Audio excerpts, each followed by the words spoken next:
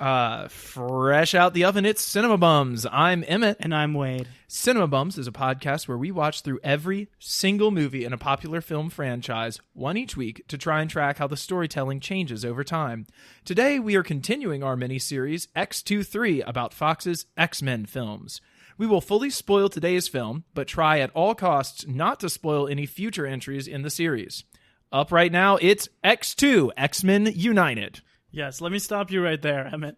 I always knew this film as X2, X-Men United. I found out today that it's technically just called X2. If you go to buy it anywhere now, or if you watch it on Disney Plus like we did, it's just called X2. Okay. So I looked this up, and I want us all to remember that the title of the first film was X-Men.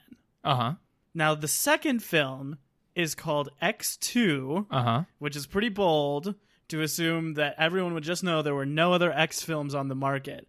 It was marketed as X2 X-Men United. Okay. So like all of the trailers and the posters and the promo material said X2 X-Men United, but that's not actually the title of the film. Fascinating. It is also called, everywhere other than America, X-Men 2. As opposed to just X2. Yes. God, they were really on something. And if I can spoil something, early 2000s, please do. The title of the next film, okay, the third film. So remember, the titles so far have been X-Men and X2. Okay, the next film is called X-Men: The Last Stand.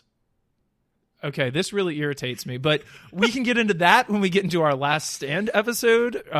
If there's any Last Stands out there, please do not add us on social media because it is the worst. But again, we're going to get into that a little bit later, as in next week. So here we go. It is directed by Bryan Singer. And before we have to do any more Bryan Singer throat clearing over here, the bad boy is back in the director's seat. I would just like to say, see our discussion of Bryan Singer from the last episode on the first X-Men.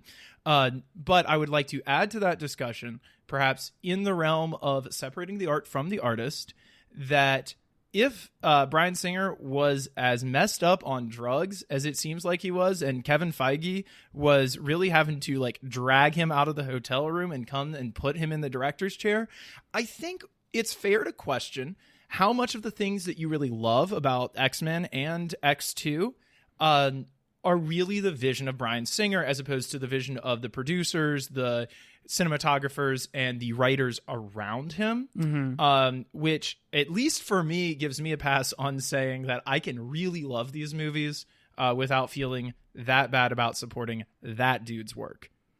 Yes. Well, we're talking about Bryan Singer. Actually, let me add a little bit as well. These are some things I found in the excellent piece in The Hollywood Reporter entitled Bryan Singer's Traumatic X-Men Set. The movie created a monster by Tatiana Siegel for the original film's 20th anniversary. This was published in The Hollywood Reporter this year in July. I'm going to start with this, which is a quote from Lauren Schuler Donner, the producer of the last two films. And all of this is taken directly from The Hollywood Reporter. It's a weird business, the film business, says Schuler Donner. We honor creativity and talent, and we forgive the brilliant ones. Unconsciously, we probably do enable them by turning a blind eye to whatever they're doing and taking their product and putting it out to the world. Or, as another exec involved with the film notes, his behavior was poor on the first movie. We accommodated him on the first movie, and therefore we have to accommodate him on the second movie.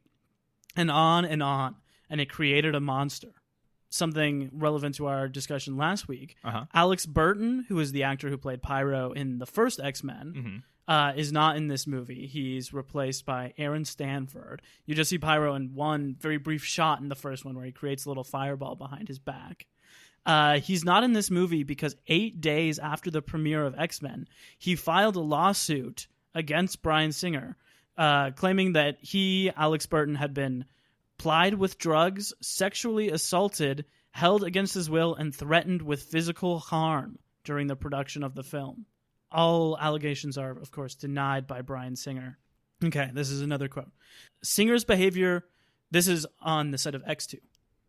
Singer's behavior grew erratic and destructive, culminating in a fight between the director and producer Tom DeSanto that shut down production. Jeez. Sources who were present say DeSanto attempted to halt shooting when he learned that Singer was incapacitated after taking a narcotic. Some crew members had taken the same drug, and DeSanto had become fearful that someone on set could be injured. All of the main cast, with the exception of McKellen, were in that scene that day, which takes place on the X-Jet and comes near the end of the movie. But Singer was defiant and continued shooting, leading to a botched stunt that left Jackman bleeding on camera. No stunt coordinator was present because the scene was supposed to be shot the following day. Winter, the X-Men producer who had the authority to stop production, did so. But the next day, the studio sided with Singer and told DeSanto to return to Los Angeles. That prompted the main cast members, minus McKellen and Ramjan, all dressed in their full X-Men costumes, to converge in Singer's trailer and confront him, threatening to quit if DeSanto left. That's when Halle Berry famously said to Singer, "You can kiss my black ass," a line that has been oft reported in the years since, but never with the correct backstory. Damn. So that's from the production of this movie. Wow. And then I'd like to finish with this, which I think puts it much better than either of us could. This is from GLAAD's Matthew Lasky. It's critical when analyzing Bryan Singer's body of work that we center the experiences and trauma faced by his victims and put their continued well-being first. GLAAD stands for the protection of LGBTQ people, especially LGBTQ youth, and those who would wish to do them harm are no friend of the LGBTQ community. It's worth noting that there have been many other cast and crew members on Singer's productions whose talents were essential in creating positive LGBTQ representation on films that he directed. We hope that those cast and crew members will continue to fight to tell LGBTQ stories in Hollywood on projects with other directors. Yeah, I think that says it pretty well. All right. So after that, a little bit of Bryan Singer throat clearing. That was who it was directed by. It was written by Michael Dougherty, Dan Harris, and David Hayter, who you will remember from our last podcast as both the voice of Solid Snake in Metal Gear Solid, and also the main writer on X1. Yes. And I don't know if you know this, but there's a Writers Guild of America does their distinctions with ampersands or the word and. Oh, yeah. So if there's an ampersand, it means the two writers wrote it together. Mm-hmm. And if there's an and, it's two separate drafts. So Michael and Dan Harris wrote their draft together. It's credited with an ampersand. Okay. And then David Hayter's draft was separate. Okay. Interesting. The cinematography is by Newton Thomas Siegel, frequent Singer collaborator. The music is by John Ottman. It was also edited by John Ottman, who's a frequent collaborator with Singer as well. The first movie had music by Michael Kamen and had 3 different film editors, which you can kind of tell. Ottman did a new main theme on the music side for this movie, for X2, and he does a lot of scores, but he only edits Bryan Singer's films, and he has edited all of Bryan Singer's films except for the original X-Men, both before and after the original X-Men, including Bohemian Rhapsody, for which he won Best Editing in 2018 in the 2018 Oscars. This movie runs 2 hours and 13 minutes, almost 30 minutes longer than the first one. But to be fair, there's a lot going on, and I don't feel like it drags. I feel like it's slow, but I don't think it drags. Yeah. I don't think there are sections where I'm like, I would have gotten rid of this. Yeah. I think I would have sped the whole thing up. Yeah. But I feel like that might be the vibe they're going for, too. I'm just not sure if it's totally successful. That's fair. That's fair. It was released May 3rd, 2003. And the budget on this movie was $125 million. Double the budget of the original. Double the budget of the original. And as we remember our handy-dandy formula, that means it needed to make $250 million to break even.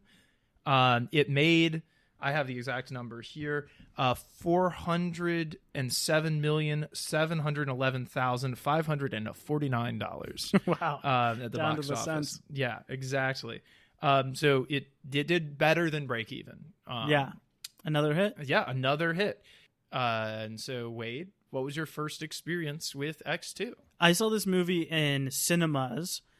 This is the only movie I think. So we talked about this series being important to us as kids. This is the only movie in the series that I have nostalgia for. Okay. I watched the other two, but this was really the one that I watched a lot and really loved. I saw the first one on home video leading up to this, and then saw this one in theaters and saw it a bunch on home video too. Yeah, so this was the one to just like pop in whenever you wanted to watch a superhero movie, yeah? Yeah, this one I definitely watched a lot. This movie and Spider-Man 2, which comes out the following year, were the two like superhero movies I would watch as a kid, and the original Superman the movie. But yeah, I had a lot of nostalgia for this watching it, and I feel like I watched the first one maybe 2 or 3 times as a kid. I watched the third one once, and I would say I probably watched this one like close to 10 times growing up. Yeah, over the course of it. Right on. What was your first experience with this movie? So I watched it. I'm sure that I watched it either at my cousin Charles's house or with him at my house when I was doing the watch with him of all these the same year that the third one came out. This one was my favorite for a long time. It probably still is my favorite. It was for a minute there like my favorite movie. It has everything, and I think it's just like really engaging. I can't say the exact first time that I saw it though, but I similarly to you, I watched it over and over and over as a kid. So is this movie a flop or a bop, Wade? I think this movie is a bop, bop, bop. I don't think it's the masterpiece that I thought it was as a kid, or that it is sometimes regarded as. But I think it's leagues better than the first one. Yeah. I think that it's going for a real atmosphere. I love sequels in general so much better than first films. I'm always like so annoyed by all the labor it takes to set up all the characters. It feels like, especially in these type of genre films, that like the movie you want to see is always the last 5 minutes of the first film every single time. For sure. So I just, in general, with any type of movie, prefer sequels. And I think it's so fun to watch the characters do something new. I love that they add new characters in this. I think there's a pretty compelling villain. My criticisms, top level criticisms of it, are that I do think that it is too slow, and I think that the CGI does not hold up in a lot of sections. But I think that it is like buoyed with some pretty good acting and some good practical effects that make it hold up today, even though it does like definitely feel like a period piece watching it today. Like I would never be like, this is a modern movie. Sure. But it is, watching it, which is funny because I loved it so much growing up, and watching it now, it's like, oh, this was like peak of that era of filmmaking. For sure. This is like the dark second movie, but it also has the best action, which is why I think it's cool to kids too.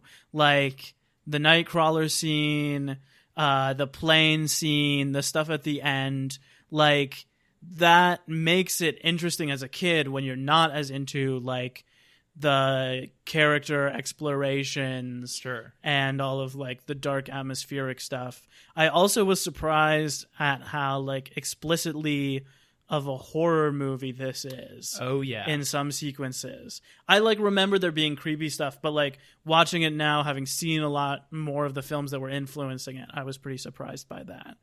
So, Emmett, let me ask you about what you just said was your favorite movie of all time for a while. Flop or bop? I definitely think this one was a bop. No surprises there. I think that this one, like I said earlier, it has everything. I loved as a kid, like getting Magneto and Mystique as semi-good guys in this one. I always thought that was super cool. Like the idea of all of the X-Men teaming up, and like Magneto, who is so iconic, and Mystique as well, who I've talked about my love for on the previous one. So we don't need to get into all that here.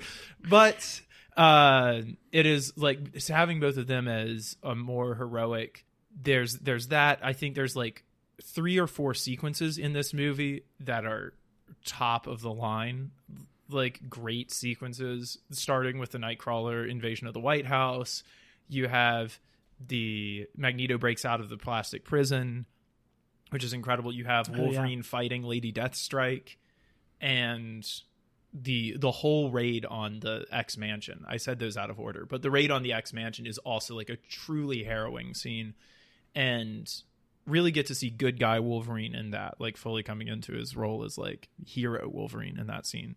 This movie was originally rated R because of the raid on the X Mansion. They were like, they said they had to cut just like a few seconds worth of shots that had it the R rating. Wow. From some of the violence in that. Yeah, I mean, it is pretty graphic. A lot of people die. The Nightcrawler scene did not hold up for me, which I was pretty surprised by, because I watched these movies. I watched all of these movies 4 years ago before Apocalypse. I showed them all to my little brother.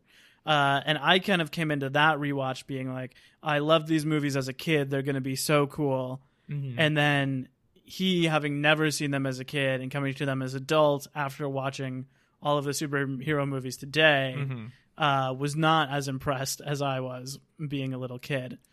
But I remember still liking the sequence a lot then, and it just did not work for me now. I think it's like the effect is pretty strange, but it's like just so much jumping, and it's less like orchestrated than I remembered last time. I didn't like hate it. I was just like, oh, I remember this being cool, and I don't really think it's cool anymore. I would have to say agree to disagree on that one, because I think it still kicks ass when he comes through the door and like grabs the dude with his tail. It's incredible. And kicking the dude in the face through the bulletproof glass is still a power move. I think the ending shot of like where the camera flips and it goes to the Mutant Freedom Now is pretty cool. Oh, yeah.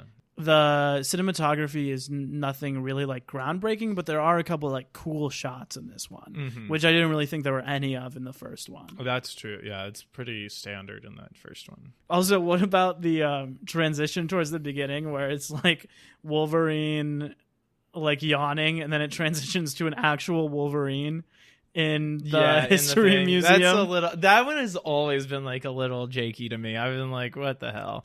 But it is. You know, I think they're hitting it a little hard on that one. I found out doing my research that when they hired Jackman originally, he spent like 2 weeks copying the movement and studying the behavior of wolves because he thought that Wolverine was based on wolves. Okay, he's from Australia. They don't have those there. Is that not where Wolverines are from? Wolverines are from Canada.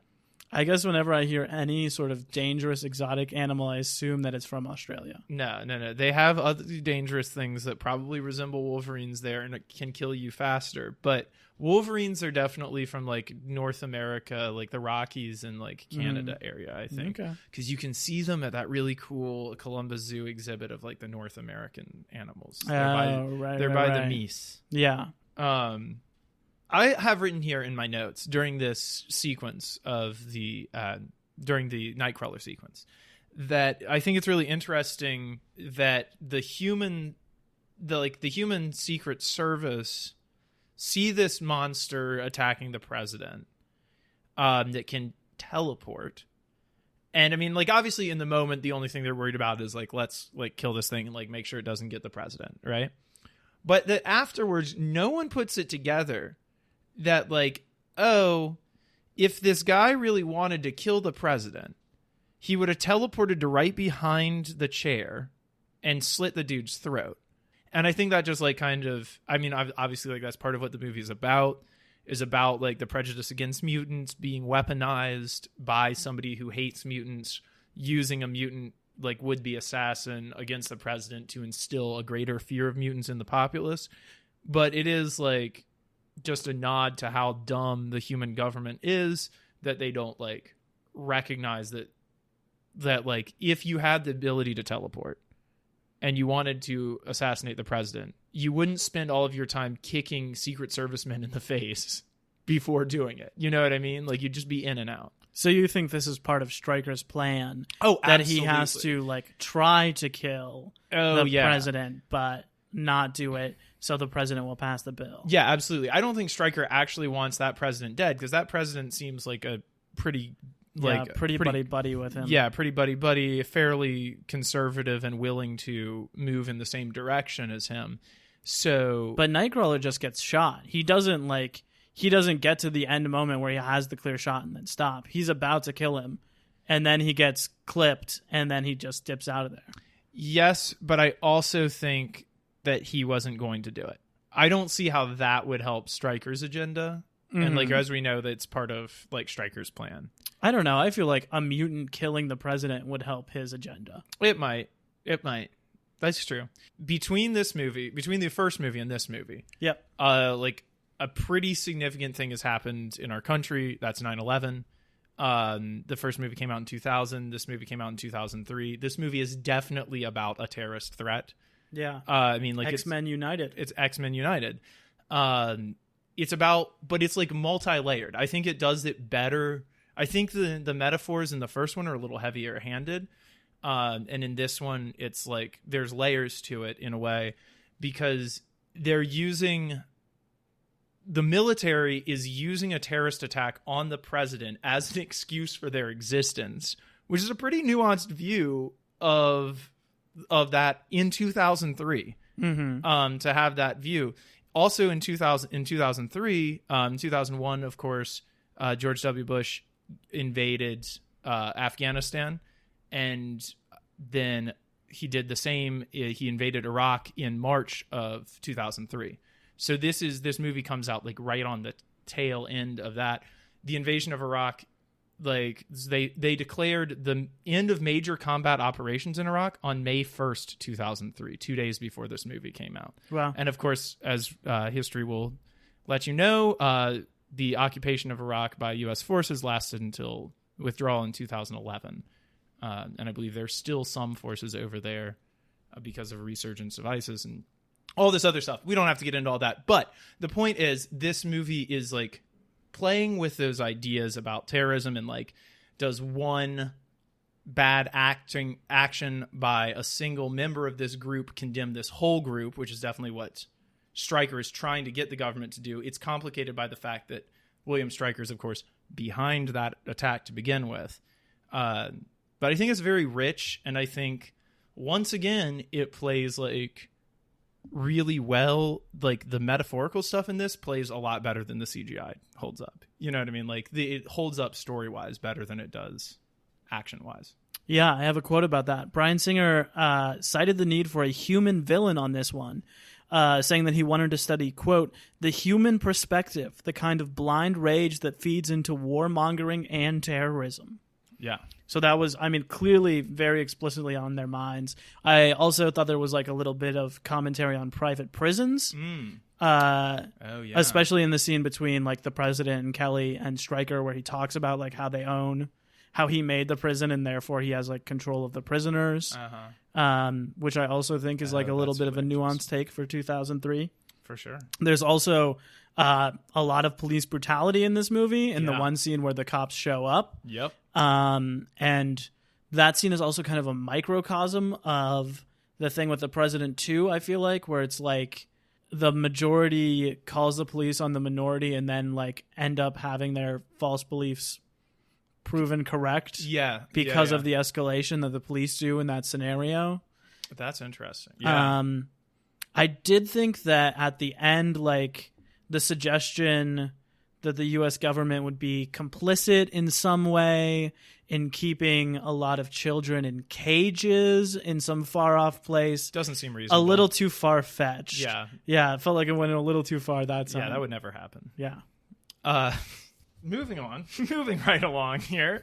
So one of the things I love about this movie are the blue people. We've already discussed my love of blue people.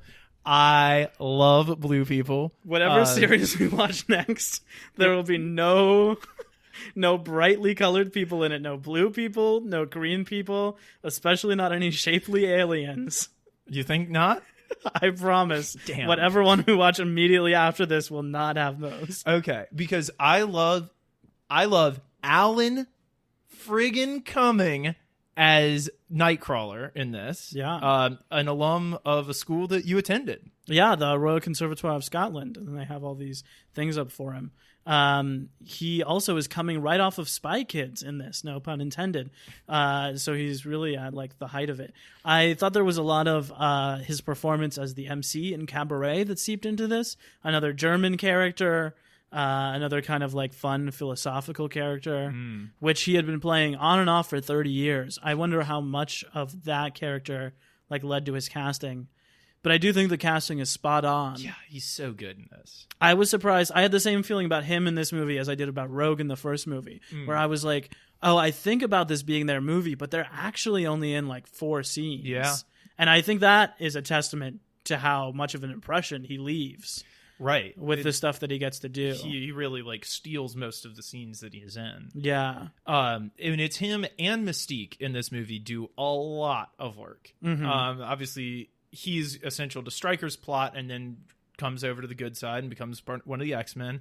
Mystique here, if you'll remember from the last movie, Magneto's in this plastic prison, and Mystique is the only one who escapes of his henchmen. Of the whole Brotherhood of Mutants is down to one Mystique. Yeah. And down from 5. Down from 5. So perhaps Yeah. not as dramatic a fraction as the name would suggest. Right. But she masterminds this whole plot to get him out. She shoots up the dude with extra iron in his blood and has one of the gruesomest deaths in any X-Men when the dude gets the blood ripped out of him and Ian McKellen escapes. But really, she's doing a lot. She also, as Senator Robert Kelly, famed mutant hater from the X-Men, from the original X-Men movie, she puts up at least some amount of defense against the planned raid on the X Mansion. She's like, don't do that. There's kids there. It's a school. Which is interesting, given her role as like a major antagonist in the previous movie. It's really interesting what they're doing with, like I said, like I enjoy watching Ian McKellen and Mystique being the, like, coming into the team as good guys. But there's a lot of hatchet burying going on in this film, like between them and especially between Rogue, who, if let us not forget, they tried to kill. They had a plan that was going to involve her being dead. Oh yeah, and in this movie, they're like the mean girls at her, talking about what their assassination attempt did to her hair. Yeah, they're like laughing in the corner. A pretty classic little moment. Chatty Caffies. Yeah, I think it's really cool at the start of this to see Mystique get to be like working of her own volition. I think it shows that because her role like is basically lead henchman. Yeah. You know, that is, she's like the lead henchman to the bad guy. So it's cool that when he's away in prison, she, like, of her own volition, goes and breaks him out. Yeah. The Senator Kelly thing is neat, too. I think that actor, Bruce Davison, is really talented as playing Mystique, playing Senator Kelly, and really had me wondering, like, the implications of that. Like, does his wife know he's dead? Like, is it a full-time job impersonating that guy? Do his kids know he's dead? Like, is she 24/7 playing Senator Kelly, or does Senator Kelly just show up to court once a month when the mutants are being talked about and then misses every other day at the Senate? That's a great question. It has only been like 2 weeks.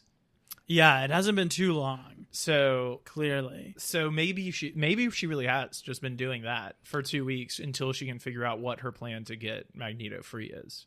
There's also a scene in this movie that was like pretty shocking to me where Mystique just tries to sleep with Wolverine. Yeah. It's not plot motivated.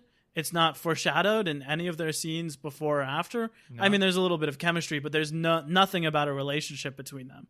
There's just a scene where Mystique comes into his tent and tries to sleep with Wolverine and says, like, this is what I want. Yeah. What do you want? Yeah, and then shows herself as, I mean, she starts it pretending to be Jean Grey. Yeah. But then she shows him Storm, also Rogue.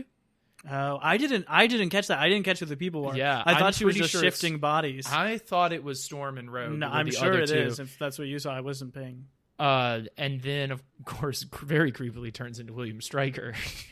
Oh yeah, that part is creepy. But I say, get it. I'm here for it. Like, look. Okay, Oh no. Magneto and her probably Are they in a relationship? They- I had that question throughout this movie. I think they are. There's certainly some weird like master servant dynamics there, but there's this scene where like Wolverine says like she's pretty incredible, and McKellen is like, oh, you have no idea. Well, speaking of him, he was reading a book that is very important to me, The Once and Future King, which is also, this movie was my favorite movie for a long time. That book has been and probably will be again my favorite book. It is the story of King Arthur, and it's a really interesting it's like a version written in the 1940s and 50s that is directly correlated with like fascism. And it's about King Arthur, but it's also about like the global slide towards fascism in the 30s. And if he's reading it, it's just it's like a very strange thing, because on the one hand, he is a would-be dictator, or at least a would-be, I think he sees himself as a liberator of the mutants, but he obviously also is willing to kill the entire rest of humanity. So his angle into that is very strange. But that book also comes up at the end of the movie, and Patrick Stewart is promoting it to the kids. And there's something in it, like there's something to all of that, and I'm not really sure what exactly it is, but there's a reason they're both reading it.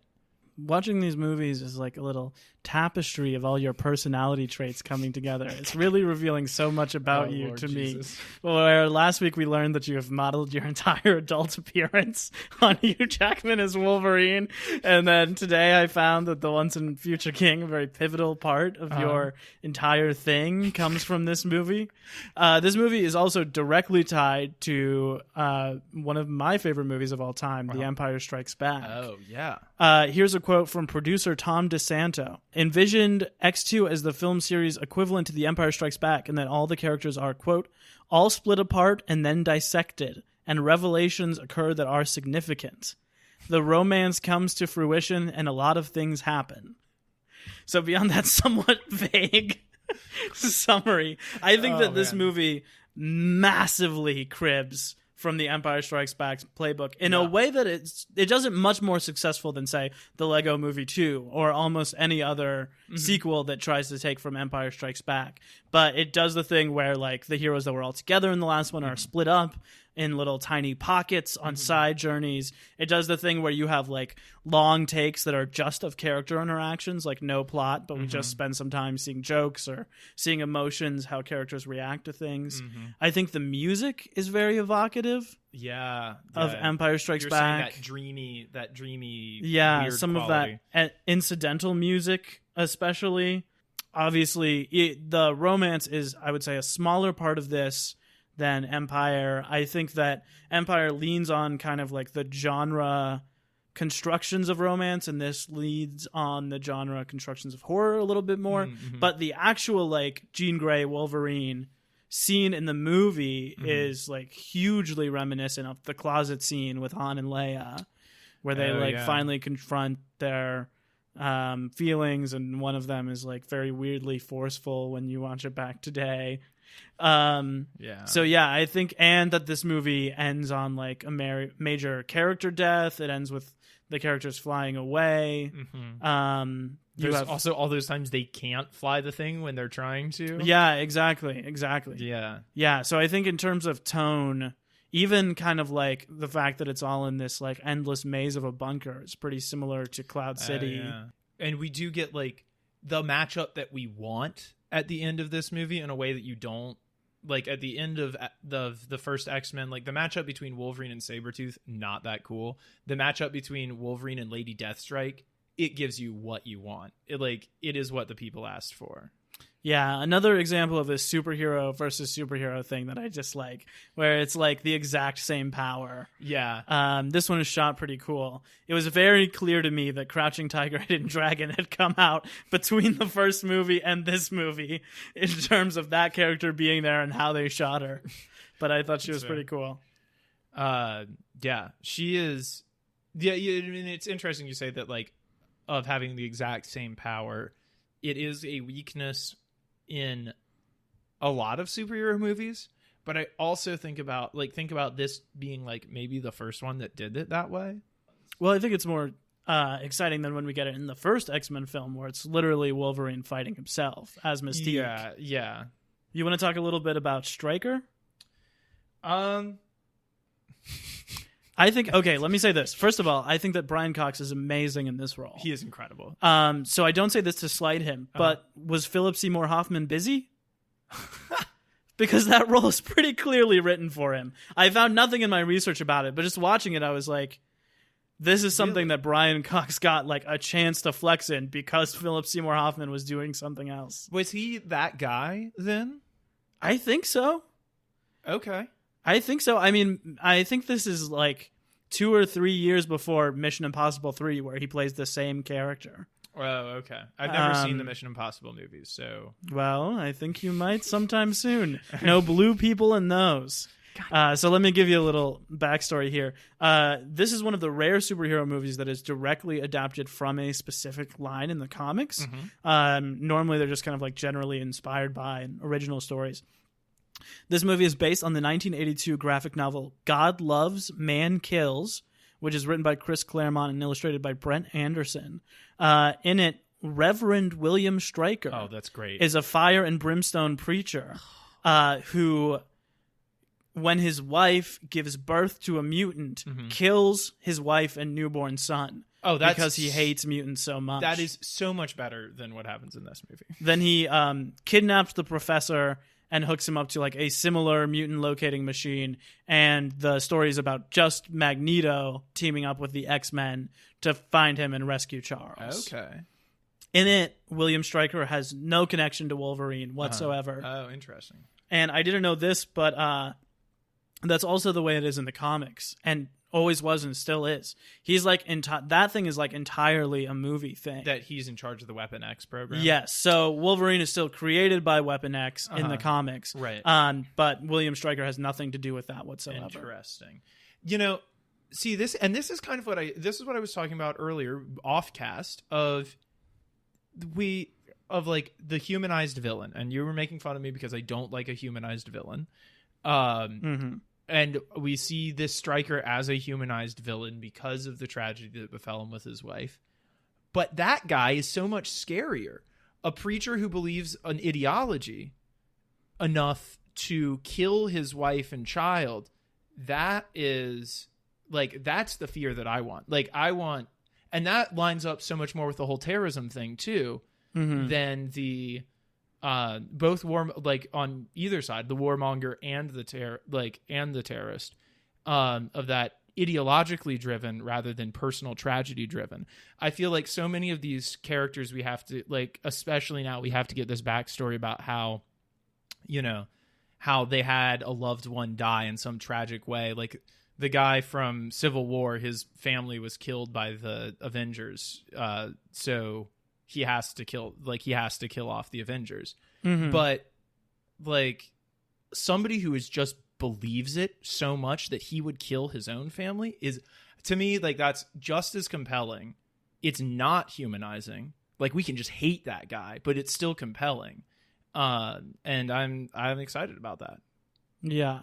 I agree with what you're saying there. I like villains that are characters, and I think that's certainly more exciting for actors. And we see Brian Cox has a lot of fun here. He does have a lot of fun in this But movie. I do agree with what you're saying. I think the first one, which is like mainly a queer metaphor, is much more successful and thorough in that than this one is as a terrorism metaphor.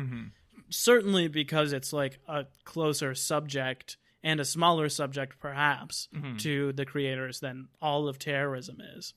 Brian Cox is obviously like now the lead actor in Succession, which is like the most popular TV series in the world. Never heard. Post Game of Thrones.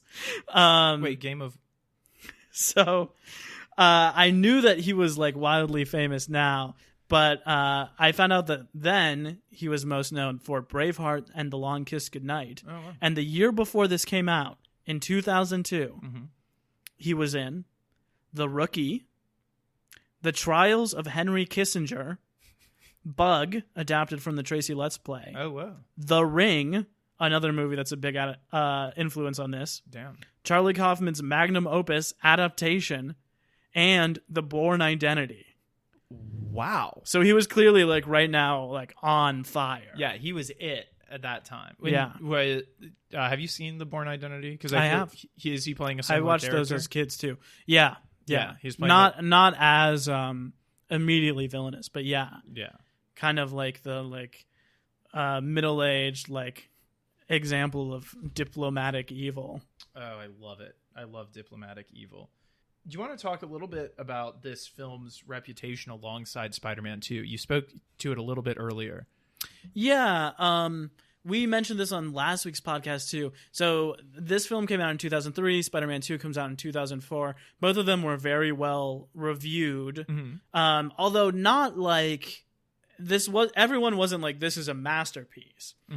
But they were like, this is a good movie, which was pretty rare for superhero movies then. Yeah. And I think that there are like a contingent of people who I'm not going to make fun of again this week, who have like the attitude that this movie and Spider-Man 2 are like the best superhero movies ever made, some of the best movies ever made, so much better than all the superhero movies that came after. If there is something in these movies beyond just nostalgia, beyond just like, I was the right age for it then and I'm the wrong age for it now, what is it that separates these movies from all the great movies we get today?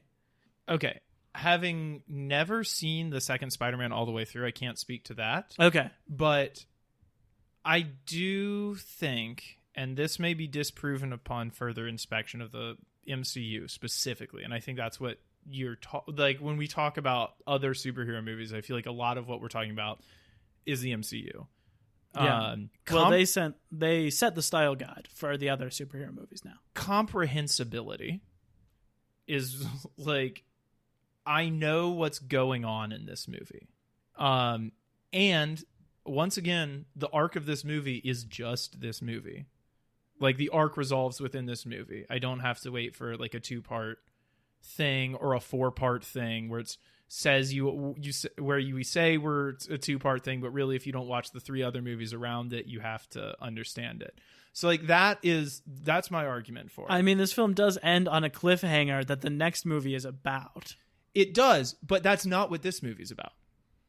Yeah. This movie is not, like, this movie hints at the Phoenix thing, but it is not about that. It is about the William Stryker thing, and that plot is resolved by the end of this. I think that's what most MCU movies do, too. Okay. It's tough for me to think of a movie where that's not the case, where, like, the main point of the movie isn't resolved in the movie. Also, this has its, like, it is different from the first one. It has, like, a different style. Which is fun. And I feel like a lot of those are pretty homogenous. I am purposefully making the argument for this movie. You know, like a better example of the difference might be like this movie feels to me like we're still talking about a personal problem. Like, we're still talking about Wolverine's problem. And yes, like, we're talking about like killing off all of the mutants. But we have actual mutants that we care about, that we see it happen to, like, in the moments when they're in pain. And those are the ones we really care about. We care about those mutants, and we care about, like, the 15 kids that they have in the cage, right? We're not, like, super concerned with... We're not, like, having to think globally while watching a team of basically invincible people fight the big bad. We're watching a team of very vulnerable people fight the big bad, and they are like representative of the population that's being threatened. In those other movies, it's like the whole universe is going to end, or like half the people in the world, like in the entire universe, are going to be snapped out of existence. Mm-hmm. That's not something that you can actually like. You can think about it as being like, oh, that's bad, but you can't like emotionally attach yourself to that. And especially not like with the snap stuff, they do a little bit better job because you see like Peter Parker get drifted. Yeah, it's all into characters dust. you care about. It's characters you care about. Although, again, I would say, like, if you've only been watching that movie, you don't care about all of those people as much. Like, if you were to take it by itself instead of watching the 20 movies that come before. I don't know why you would watch that movie without watching the 20 movies that come before. But again, I do think it's a flaw if it's a movie that you can only watch if you've watched the 20 movies that come, like only be emotionally invested in the last act if you've watched the 20 movies that's come before. And with this, I feel like you could get emotionally invested in those characters within the span of this movie. Mm-hmm. Like we don't know the backstory on that kid who can blink, and stuff, but I don't need to. Like that one scene of him was enough to get emotionally invested in him. Mm-hmm. And like now if he dies, or like the kid with the blue tongue, like if they die, I don't need to know 15 movies back his backstory. Mm-hmm. Like that movie is enough. So that would be my argument for like these movies are in some ways aiming lower and like making it more real that way. Okay. I think it's illustrative to me in this discussion which MCU films you have seen and which you have not. Well, that's very true. I do think that you are correct that this film is more successful than the first one, which is like going for a superhero film. Right. And I think a lot of the early films in the MCU are going for the superhero genre, where it's like someone has to be on top of a building trying to end the world. Yeah. And I think like it is to this film's great credit that it doesn't go for that. Yeah. And hopefully we never have to see that in this series again, since they seem to have figured it out this time. I do think this movie has a little bit of the Wrath of Khan problem too, which does not take away from it itself, but I think the shadow of this movie lays heavy on the rest of the series. Yeah. And that they spend like far too long and make like far too unnecessary narrative decisions trying to recreate this movie. Yes. I would just say, my opinion, and it may be wrong, of those people who like hold these movies in hollow ground is that they probably haven't seen them in a while. Because I think these entries hold up better than other entries, but like I don't think that the best of the early X-Men and Spider-Man movies are better than the very best of superhero movies today. I actually don't really think they're close. And I feel like it's like a mixture of nostalgia and like having not really revisited it through the eyes of a modern viewer today. I think this movie kind of lacks a really clear narrative thread. There are like a lot of different strings being pulled, and I think that comes with like part of like the slow pacing issue. Mm-hmm. The fact that we like get to the final battle of this movie an hour and 20 minutes into it when there are still 50 minutes left. Yeah, that is a little weird. This is kind of the opposite of the first movie, where I can tell you what the plot is, but I'm not sure I could tell you very clearly what it's about. Like, I'm not sure I could as succinctly tell you the story, and I certainly don't think that, like, propels it forward at every turn. Yeah, they don't really nail the everybody coming back together. Oh, yeah, that's true. They nail the, like, oh, let's have everybody do separate things, but the coming together feels rushed, but then the final battle, like you said, starts way early. Yeah. Also, what Wolverine is doing is still pretty unattached from what everyone else is doing, like up until the last 10 minutes. Yeah. Like even once they get to the underground bunker, he like runs off to have his own showdown, which is different than what everyone else is there to do. Yeah, which is kind of an Empire thing too. Do you think Wolverine is still the protagonist of this film? It's tough for me because I don't necessarily see a clear argument for it, but I'm not sure there's anyone else it would be other than maybe Professor X. Yeah, that's what I was going to... Like, the only other person you could think of is maybe Professor X, but he doesn't change. Who changes? Well... Let's, like, really think about this. Okay. Like, who is the one who has to change at the end to overcome the obstacle? Jean Grey. Yeah, I mean, Jean Grey sacrifices So herself. that's like not much of a change, and it's also she's not in enough of this movie to be. Actually, you know what? Okay, it could be Nightcrawler Okay, let's hear it. because he's like, oh, I can't like teleport places that I can't see. Yeah, And he Storm overcomes is like, an obstacle. Storm is like, you've got to have faith, which ties back into his whole character thing. And then he does, and then he teleports into the room and saves everybody. Yeah, I think it could also be that Wolverine turns down the chance to learn more about his history. Yeah. Like, I think that moment is probably the change where he's holding the kid from the X-Mansion. Stryker is there still alive, and Stryker is like, who's going to tell you more? Who's going to give you those answers that he kind of has been looking? Well, he at least starts the movie off in Canada looking for answers to his past. Yeah, who he is. And Stryker is like, I have the answers right here. And then he's like, I'm going to choose this other life. Yeah. Like, I'm going to choose this life I have over finding out whatever it was going on in the past. Yeah. So I guess maybe that is the change of the movie. What would you say he wants then? Well, I think he wants throughout the course of the movie to he wants to know, he wants to dig deeper into his past and like figure out where he comes from and like who he is. And he keeps asking the professor like, when are you going to do this? And really the thing that he wants, he thinks everybody's just going on a quick like 2-day vacation and leaving him in charge of the kids. And then all of a sudden, like, it really hits the fan. Yeah. During the raid, and all of a sudden, like, what he wants is no longer the most important thing. Because even in the raid, he wants to go with Stryker. He's like, he says to Rogue, like, "Don't worry about me, I'll be fine." And she says, "But we won't.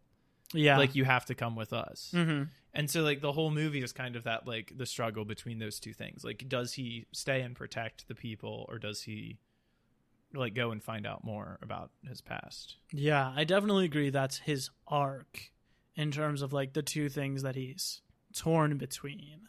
I'm not sure if he has as clean of a like forward momentum objective throughout the whole movie as he did in the first. It's trickier. But then again, like, the plot is clearer, or if not clearer, at least better. Yeah, the plot is certainly better. And it is clear. It's clear enough. Like, you can follow the plot. Well, speaking about the plot, so this movie started getting made soon after the first one.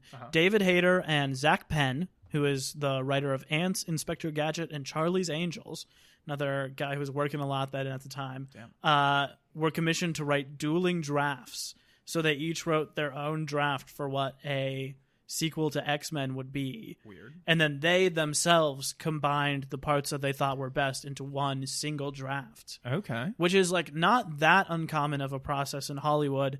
I think that it is fairly uncommon for the writers themselves to be the ones who pick and choose what works.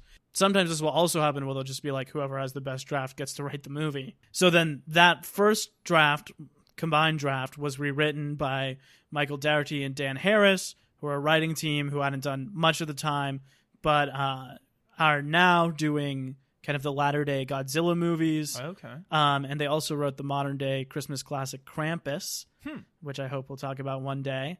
The third rewrite happened after Halle Berry won her Oscar in early 2002 for her work in 2001's Monster Ball.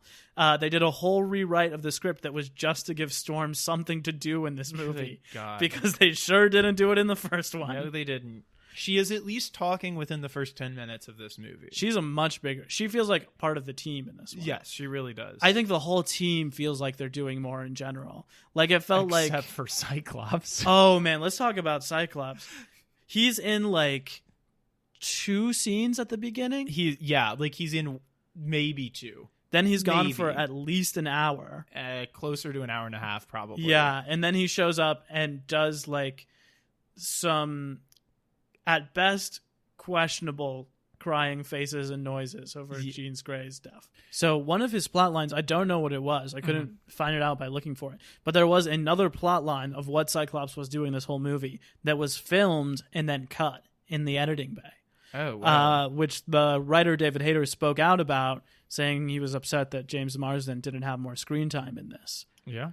Also, that were in the script but weren't filmed, kept for budget reasons, were Angel, Beast, Sabretooth, returning again, the Danger Room, that thing they keep coming back to, and Sentinels.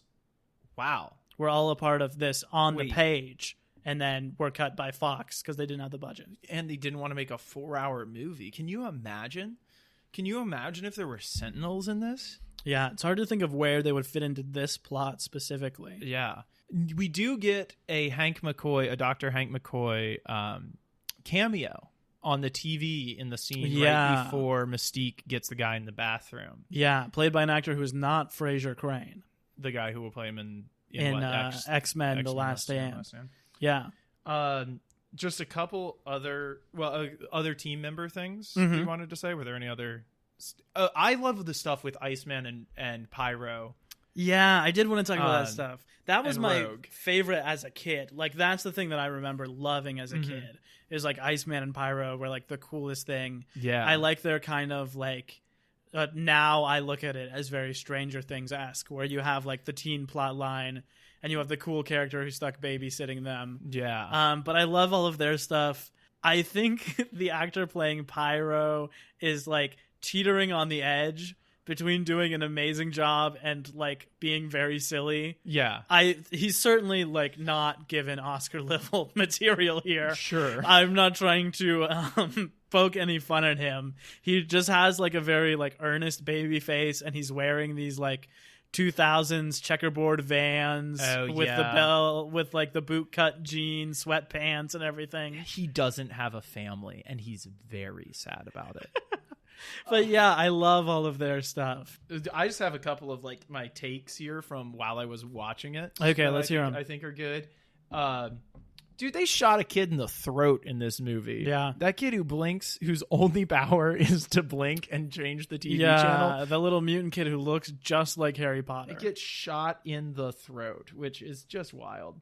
But then he gets rescued, I believe, by Colossus, and we do stand a Peter Rasputin over here. Yeah. He's not Russian in this movie. He's all American and a total hunk, but we stand a Peter Rasputin, and I cannot wait to see him in later installments. He has a pretty notable cameo in this, I would say so. Like, he's not in a ton of it, but yeah, I would say he leaves a big impression. For sure, because he turns the metal and throws some dudes through a wall. It's exciting. This movie is sponsored by Mazda.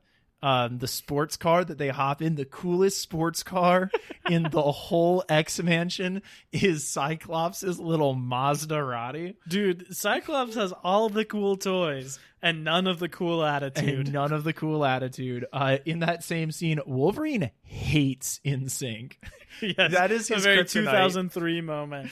We've got Bobby's little brother, Ronnie. He sucks. Ronnie is a sucker. He's a snitch. Yeah, we do not like Ronnie. Hate Ronnie. We hate Ronnie. Ronnie is the real villain of this movie, Dude, if I had to pick one. Dude, honestly, if Ronnie hadn't called the cops, one, Wolverine wouldn't have gotten shot in the head by the friggin' pigs. Oh yeah. And two, they wouldn't have gotten blown out of the air by the Air Force either. Yeah. Because that's all because of the stuff that Pyro does later. And it immediately backfires on them because you see the police coming in and like roughing all up on the family. Yeah. So then I was like, okay, I'm glad they're going to get their kabumbits. But then it just ends with them like staring from the top window in the suburbs, like smugly as the superheroes run away. Little mutant. We got nothing Ronnie. good to say we got about Ronnie. Nothing good to say about Ronnie. Love the actress's line delivery for have you tried not being a mutant? Yeah. One of the iconic lines that I remembered even as a kid. I got what that one meant. She's so good. That scene is the only scene that's really like playing in the playground, the first movie is, but does it pretty well. Oh, the stuff with Jason, it reminds me, like, especially when he's like he turns into the little girl and like is taking Professor X to the empty mansion. Totally creepy. Super creepy. It's like a couple different, you said horror, but it's a couple different kinds of horror in this movie. Like, it's important to note there's body horror, there's like the creepy kid horror. Yep. There's like the house invasion horror. There's a lot of different there's a lot of different genres of it going on. But that part specifically reminded me strangely here of the little Voldemort kid on this platform 9 3/4 in like the death scene in the 7th one. Oh, okay. I don't know exactly, but like the weird little it creeps me. That scene always creeps me out. Also, Jean Grey and Cyclops are married? Yeah, I wrote that down too. She mentions, it isn't explicit, but she mentions like you flirt with the bad guy, but you marry the good guy. No, here's what she says. She Okay. says, you flirt with the bad boy, but you don't take him home. Something, something, something. We're married, Logan. Is that actually, does she actually say we're married? I'm pretty damn sure. Okay. Or at least I married him or something. Like, Yeah. They are married. Well, I mean, they share a room. I mean, I guess that's the only way they could, and it not be an R rating. They look like mid-30s. Like, they look... It's interesting. I don't know how much we want to get into this. How do you feel at top level about the decision to, like, look at the whole house of X-Men characters? Mm-hmm. This was a decision not just made in this film, Okay. but made in the last film. But, like, to say, like, some of these characters are adults... Yeah. who are a little older than leads of these kinds of movies normally are, which is Sure. kind of cool. Yeah. And like the other ones are kids. You know, like Kitty Pryde is like 11 Yeah. or Jubilee or stuff. Like Yeah. taking like some of them and making them like young students and then taking the others and making them like older adults. Well, I think it was probably a very conscious decision, knowing that they wanted to later make like a boatload of these movies. Uh-huh. Like, I think the assumption, I would like assume that the assumption was we're going to need other recognizable characters from the comics to grow up and be X-Men in another 10 years. And like, we want to like have them be in the same continuity. Why did they make the certain choices that they made? And like, those are not necessarily the team members that you would have be it. And also, like, at the beginning of the first movie, it's like just Jean Grey, Storm, and Cyclops are the only 3 adults, right? I don't think there's any other. There's no other adult teacher there. Yep. Which also seems like, I don't know. That looks like a very big school. Not a lot of variety in the classroom, it looks like. Yeah, you've got the 3 of them and Professor X. Mm-hmm. It's like pretty small. I don't know why you would. Maybe have there's at some least adjuncts. 2 more. Yeah, that we like some don't see. human adjuncts, like Maura McTaggart or someone who comes in and does something. You mentioned Jean Grey. Mm-hmm. Another parallel to Empire Strikes Back is that her death in this was highly secretive. It wasn't told to any of the cast or crew. Whoa. And they didn't tell Famke Janssen until halfway through filming that she was going to die in this one. That's cool. Which is very similar to on The Empire Strikes Back. They never told anyone that Vader was Luke's father. The line in the script was is that Darth Vader says, "No, Obi-Wan killed your father." And that's what David Prowse, the actor in the suit for Darth Vader, said on that day. Wow. And on that day, like right before the take happened, Irvin Kershner came to Mark Hamill and said, "He's going to say Obi-Wan killed your father, but I just want you to react as though he said, 'I am your father.'" And that's so like cool. all that they had. So Dude, that is Hamill's best acting in the entire he's so series. good. I think he's really good. And actually, I think in all 4 that he's in, he's really good. I do think he's crystal clear at all times. I think he's quite good. And it takes a lot to sell all the weirdness in those movies. For sure. This movie was pretty well received when it came out. Okay. I just wanted to read a snippet of Roger Ebert's review as I did last week. I've been enjoying reading the SAS Master Ebert, all of his retro reviews. He was actually pretty positive about this, but this is the last paragraph of it. X2, X-Men United, lacks a beginning, a middle, and an end, and exists more as a self-renewing loop. In that, it is faithful to comic books themselves, which month after month and year after year seem frozen in the same fictional universe. Yes, there are comics in which the characters age and their worlds change, but the X-Men seem likely to continue forever, demonstrating their superpowers in one showcase scene after another. Perhaps in their next generation, a mutant will appear named Scribbler, who can write a better screenplay for them. Holy hell. That is hot. Okay, in talking about other movies of the time, I just want to read off the other top grossing films of 2003. Hit me. I just want to, before I say this, I want to say that only one of these films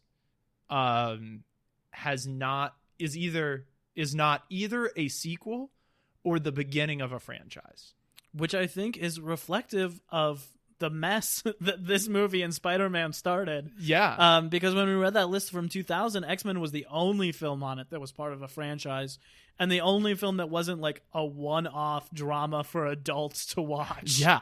Other than Dinosaur. And this is almost entirely like, these aren't kids movies exactly, but they are franchise movies and they're headed in that direction. Yeah. So let me hit you. Hit me. Lord of the Rings, Return of the King. Oh, wow. Which made 1.14 billion with a B at the box office and was only the second movie to ever cross the billion mark. Wow. The After first being Titanic? after Titanic. It also won that year for best at the Academy Awards. Yeah, Best and Picture. and like 12 other things or Mhm. something. Second, Finding Nemo. The Matrix Reloaded. Oh, wow. Pirates of the Caribbean, Curse of the Black Pearl. Bruce Almighty, which I think is parts of a franchise because there's an Evan Almighty. It's either the sequel or has a sequel. I think Evan is the sequel. The Last Samurai, the Wow. only one that's not a franchise. Uh-huh. Terminator 3, Rise of the Machines. Wow. Get this. The Matrix 3 Revolutions in the same year. Whoa. Yeah. That's wild. Isn't that wild? How? Exactly. How? I mean, I'm sure they were made at the same time, but like, how did they put them out in the same year? Yeah, right?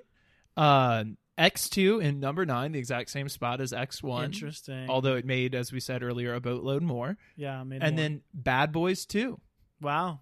as number 10. Wow. The predecessor to this year's Best Picture winner, Bad Boys for Life. Incredible.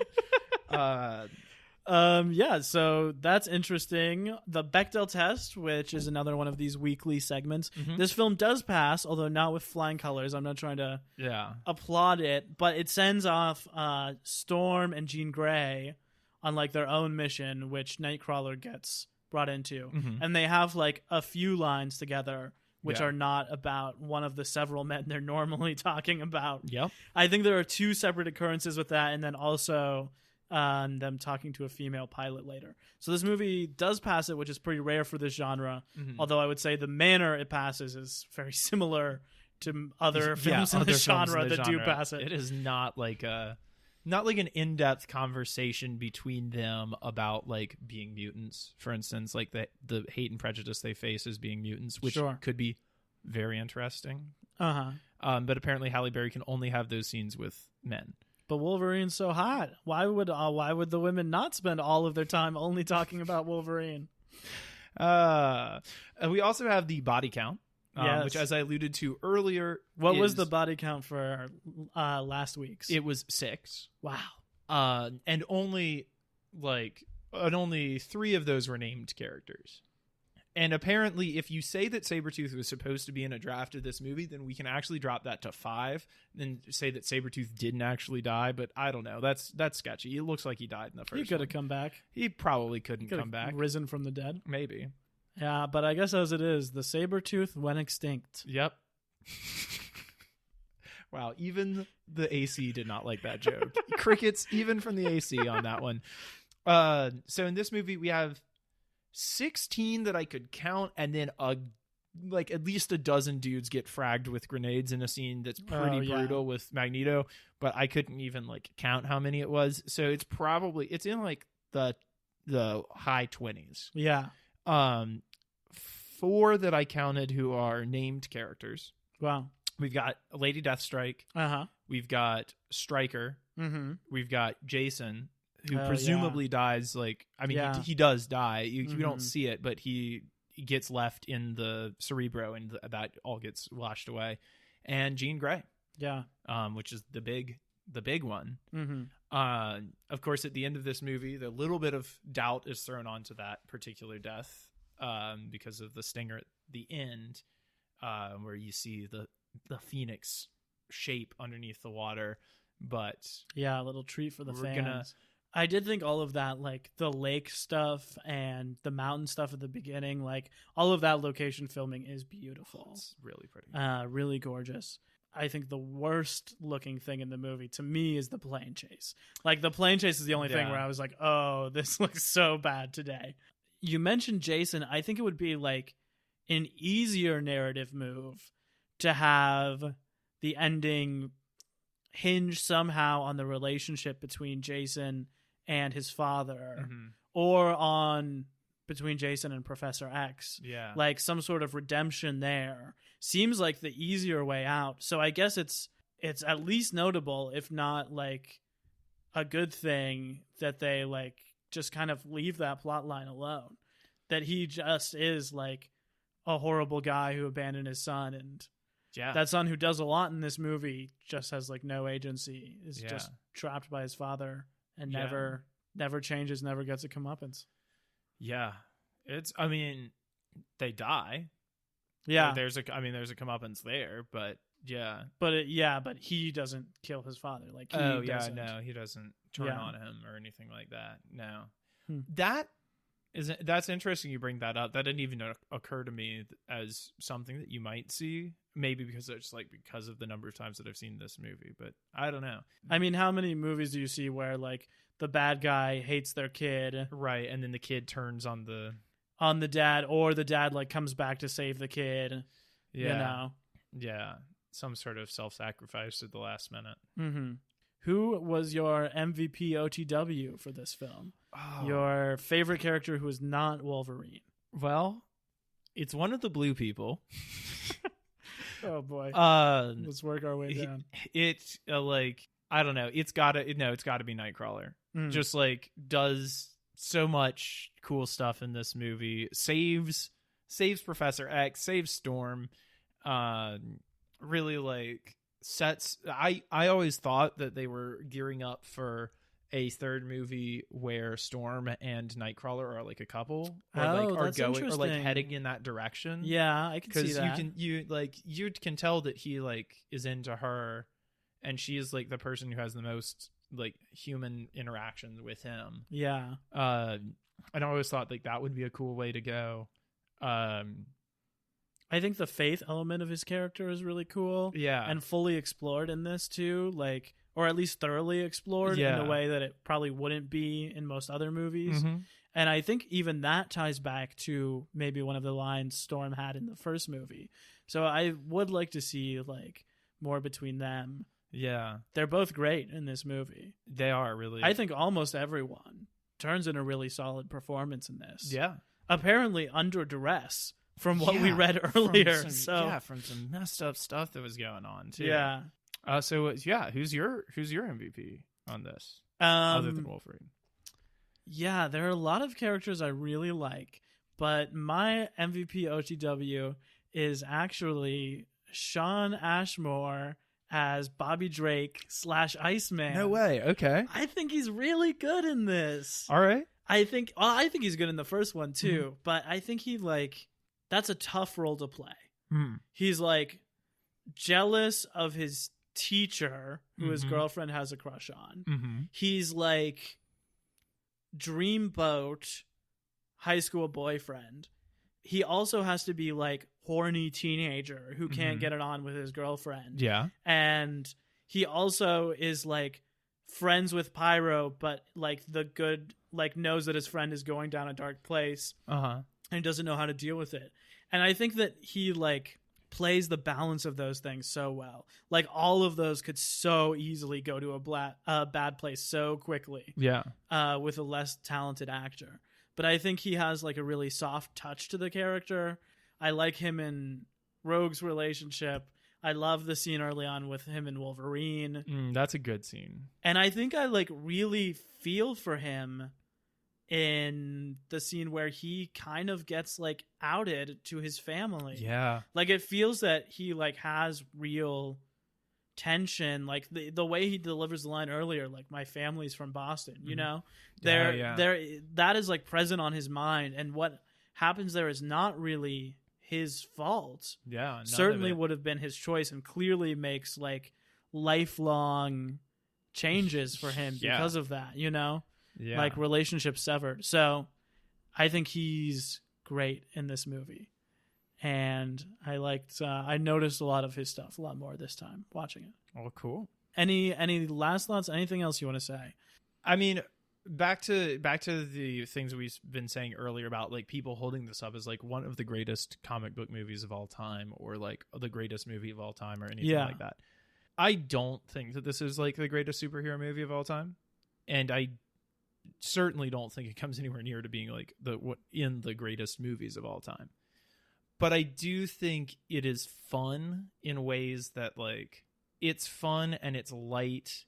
Like even in it, I don't know. It seems strange to say about a movie that is like so horror based and like so dark, but it is like fun and light, and that is like something that I like about these movies, in particular against like other, not just other comic book movies, but just against other action movies.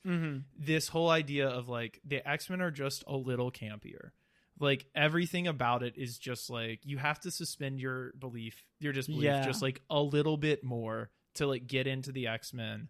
And like I feel like this movie goes for that in one of the biggest ways of all of them, and pulls it off while delivering like some fairly emotional moments for all of the characters, and like some badass power scenes for a bunch of the characters. So I think like all around it does a really good job of that. I think people who want to put comic book movies in like the greatest movies of all time, those people need to be like questioned deeper about like have you seen other movies? But yeah, that's kind of where I fall in this. It's an ensemble movie, and I love an ensemble movie. Yeah, it is the Empire Strikes Back of the X-Men movies, which is to say maybe the best, but still imperfect. Sure. Yeah, I like this movie a lot too. I enjoyed watching it, which may be like the highest praise I can give to a film in this series. We still got that DNA opening crawl again. Oh, yeah. I wonder how long into the series that's going to last. I was pretty surprised to see it again. This one starts off in an actually pretty good looking, like, Starfield type opening monologue, and then goes into what I thought might be a Silver Surfer reference or a Galactic reference, both characters owned by Fox. But I'm not really sure if it was. There still were like definitely a lot of like hallmarks of this era of filmmaking. It's certainly like a lot more gratuitous in the way it's like framing its female characters than I would like, or than we see with good examples today. There's one specific scene, one specific shot when Mystique is seducing the Richard Jewell looking dude, where they get both her boobs and butt in the same shot, that I wrote down as like the peak of like 90s thousands action exploitative filming of female characters. And that's when she's human, not blue, so I obviously didn't enjoy that. Yes, your eyes were closed. I just tapped you for every moment there was another blue character on screen. I also want to say that both of our MVPs last week, I think, are really good in this. I think McKellen gets to like cut loose a little bit more when the focus isn't on him. And I think that Famke is excellent in this. Again, playing like a like poorly underwritten role, but I think her like sacrifice at the end actually like got me a little bit in a way that I wasn't expecting. And I think I think she's excellent. One of the best things about this franchise. She was a Bond girl before this. She's the Bond girl in GoldenEye, which I haven't seen, so it made me want to go and seek that out. Haven't seen it to see some of her other work. And I think that Alan Cumming is also in GoldenEye. Oh, interesting. So Cumming's very good in this too. So is Brian Cox. I love when they introduce like big new characters into the world, and we get to see how they play. With the characters we got. I do like that about this one is like there's so much it's like so much more efficient in the first half hour of storytelling than the first one is. It just like feels like you know what the X-Men are.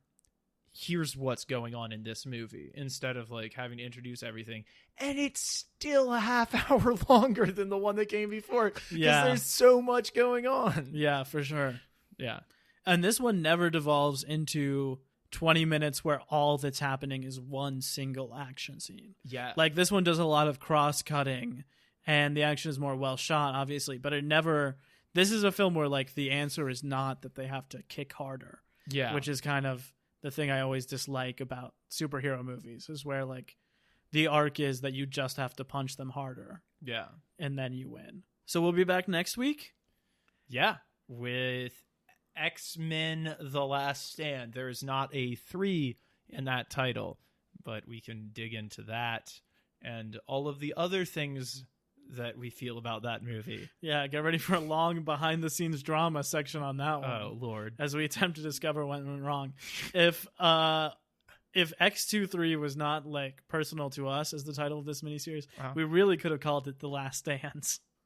Oh, that is such a good joke. That is a good joke. Yeah, and if there are any last stands, please really do email us at the